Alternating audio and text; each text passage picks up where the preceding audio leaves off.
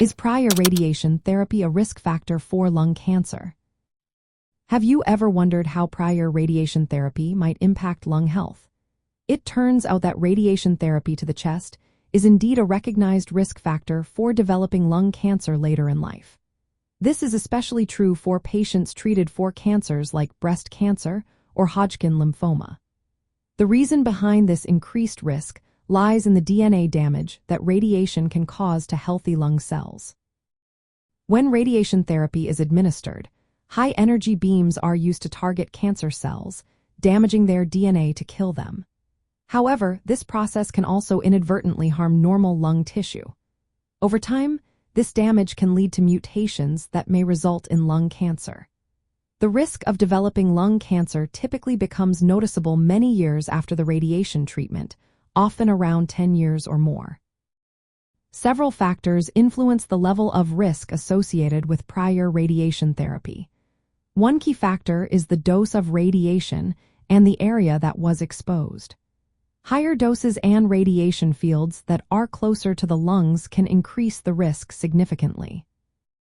Another important aspect is the time since the radiation treatment.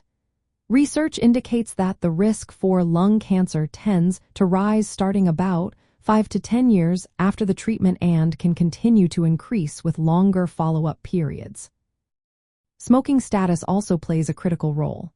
For individuals who smoke, the risk of developing lung cancer is significantly amplified after receiving radiation therapy. This is because both smoking and radiation damage DNA, and when combined, they have a multiplicative effect on lung cancer risk. Long-term smokers who continue smoking after chest radiation therapy are at a much higher risk compared to non-smokers. Interestingly, studies have shown that the risk of lung cancer is higher in the lung on the same side as the radiation treatment. This is known as ipsilateral lung cancer risk. It is worth noting that modern radiation techniques have improved significantly. These advancements aim to minimize lung exposure during treatment, potentially reducing the risk compared to older methods used before the 1980s. However, patients who have undergone chest radiation still remain at an elevated risk and should be monitored closely. In summary, prior radiation therapy to the chest is an established risk factor for lung cancer, particularly when combined with smoking.